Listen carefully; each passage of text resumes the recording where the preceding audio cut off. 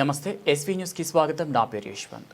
మహిళలకు అన్ని రంగాలలో సముచితమైనటువంటి ప్రాధాన్యత ఇస్తున్నప్పటికీ అందుకోవాల్సినటువంటి అవకాశాలను అందుకోలేకపోతున్నారని, వాటికి కారణాలను వెతుక్కునే కన్నా మన వంతుగా మనం కృషి చేయాలని దేవరకొండపట్నం మున్సిపల్ చైర్పర్సన్ పున్నా శైలజ అన్నారు.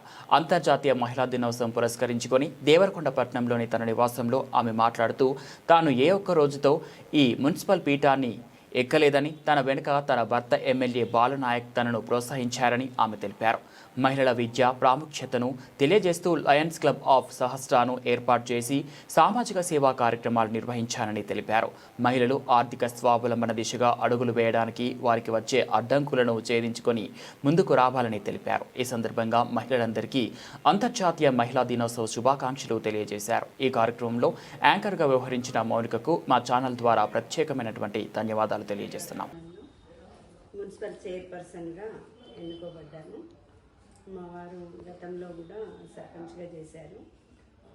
నాకు ఇద్దరు బాబులు. ఒక పెద్ద బాబు వచ్చేసి నేను ఇంతకుముందు హెచ్పి గ్యాస్ డీలర్ ఉండే, ఇప్పుడు ప్రజెంట్ పెద్ద బాబాయ్ చూసుకుంటున్నాను. చిన్న బాబు వచ్చేసి జర్మనీ. ఇదే అయితే మేము మీ గురించి చాలా విషయాలు తెలుసుకున్నాం మేడం. ముందుగా సహస్ర లయన్స్ క్లబ్ ద్వారా మీరు డెఫ్ అండ్ డమ్ విద్యార్థులకి చాలా మంచి ఉపయోగకరమైన విద్యను అందించారు.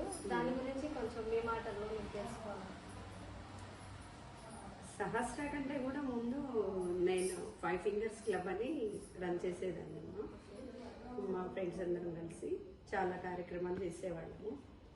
ఈ తర్వాత మాకు లయన్స్ ప్రెసిడెంట్ వచ్చేసి రాజేష్ అన్న వాళ్ళు అందరూ వచ్చేసి, మీరు చాలా మంచి కార్యక్రమాలు చేస్తున్నారు కదా, మంచి ప్లాట్ఫామ్ ఎంచుకోండి అని చెప్పడం జరిగింది. అప్పుడు మేము 2015లో లయన్స్ సహస్రగా మార్పు చెంది 1000 చేతులతోటి సర్వీస్ అందించాలని మా సంకల్పంతో మేము లయన్స్ చార్టర్ ప్రెసిడెంట్గా నేను ఉంటూ నా 23 మంది సభ్యులతోటి మేము ఏర్పాటు చేసుకున్నాం. దాంట్లో భాగం ఏంటంటే, మాది ట్రైబల్ ఏరియా కనుక బాగా ఆడపిల్లల మీద వివక్షత, ఆడపిల్లల అమ్మకాలు ఇవన్నీ జరిగేవి. దానికి నేను అప్పుడు ఉన్న కలెక్టర్ గారు ఆకాశవంత అని పెద్ద ప్రోగ్రాం పెట్టడం జరిగింది. ఆ ప్రోగ్రాము ఉదయం అంతా చాలా బాగా జరిగింది. మార్నింగ్ కల్లా చెత్తకుప్పలో ఆడపిల్ల, అది యాక్చువల్లీ 3 రోజుల ప్రోగ్రాము. కానీ ఆ ప్రోగ్రామ్ ఆ రోజుకి ఆఫ్ చేశారు. ఎందుకంటే మనం చేస్తున్నది ఏంటి, జరుగుతున్నది ఏంటి అని అనుకున్నారేమో. ఆ ప్రోగ్రామ్ అక్కడితో ఆగిపోయింది.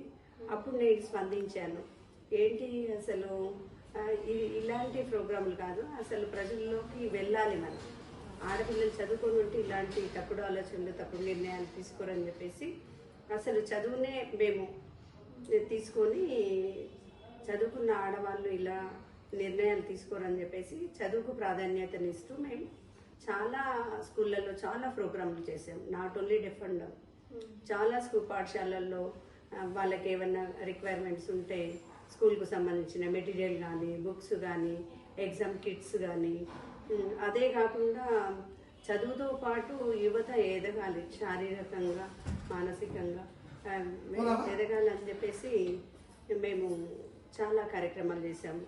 ఇక్కడ ఉన్న జూనియర్ కాలేజ్లో విద్యార్థులు ఎవరెస్ట్ శిఖరం ఎక్కడానికి వచ్చి నన్ను కలిసినప్పుడు నా వంతు సహాయంగా చేశాను. ఆడపిల్లలకు ఐఐటీలో సీట్ వచ్చి వాళ్ళు అంత దూరం వెళ్ళలేక ఆర్థికంగా ఇబ్బంది ఉన్నప్పుడు వాళ్ళకు కూడా చాలా చాలా కార్యక్రమాలు చేశాను. చాలా పాఠశాలలో ఎగ్జామ్ కిట్లతో పాటు ప్రొజెక్టర్స్ ఇవ్వడం జరిగింది, అది సిస్టమ్స్ ఇవ్వడం జరిగింది, టీవీలు ఇలాంటివి చాలా ప్రొవైడ్ చేయడం జరిగింది. ఇది నేను చేస్తున్నాను. ఒకవేళ అంటే ఇంకా మహిళలకి మీరు విద్యాపరంగా ఎలాంటి అవకాశాలు అందిస్తారు మేడం? అంటే ఇప్పుడు మీరు పదవిలో ఉన్నారు కాబట్టి మహిళలకు విద్యాపరంగా అంటే వాళ్ళు ఏ రంగంలో అయితే రాణిస్తుంటారో, అది చెప్పాలంటే చేతి వృత్తులే కావచ్చు, వాళ్ళకి ఏదైనా విషయంలో టాలెంట్ ఉంటే ఇప్పుడు మన ప్రభుత్వం, మన సీఎం గారు ఇందిరా మహిళా శక్తి అనే ప్రోగ్రాం ద్వారా 27 పరిశ్రమలను ప్రాధాన్యతనిస్తూ చాలా కార్యక్రమాలు చేపట్టాడు. దాంట్లో భాగంగా వాళ్ళు మొన్న రీసెంట్గా ఏం చేశారు, 10,000 మెగావాట్ల విద్యుత్తును అది సోలార్ విద్యుత్ ప్లాంట్ను కూడా మహిళలకు అందజేయడం జరిగింది. అదంతా కూడా అదే కాకుండా పెట్రోల్ బంకులు, ఇంకా మెక్మా ద్వారా ఇవన్నీ కూడా ప్రొవైడ్ చేస్తున్నారు మన ప్రభుత్వం వాళ్ళు. కనుక అలాంటి అవకాశం ఏమున్నా కూడా నేను వాళ్ళకి చేయుతని చేస్తాను. Thank you madam. ఇలా అంటే మీలాంటి వాళ్ళు మన సమాజంలో ఉన్నారు అంటే అది చాలా గ్రేట్ విషయం. మీలాంటి వాళ్ళు ఇంకెంతో మంది రావాలి అని కోరుకుంటున్నాం.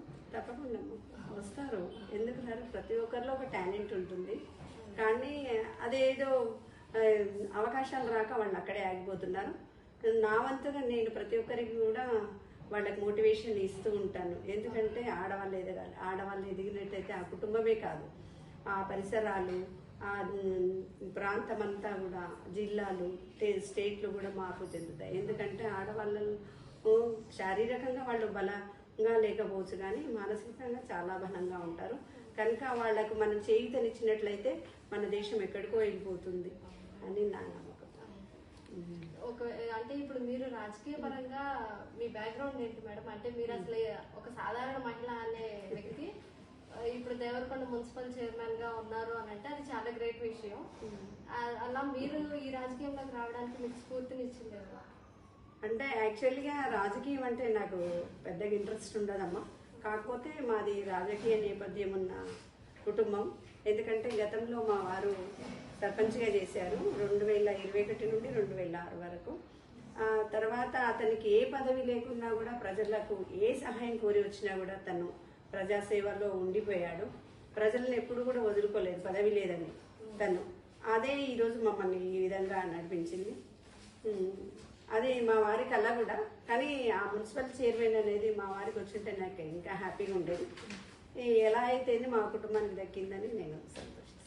మీలాంటి వాళ్ళు మంచి వాళ్ళకి రావడం అనేది ఈ ప్రజలకు కూడా చాలా మంచి విషయం అది.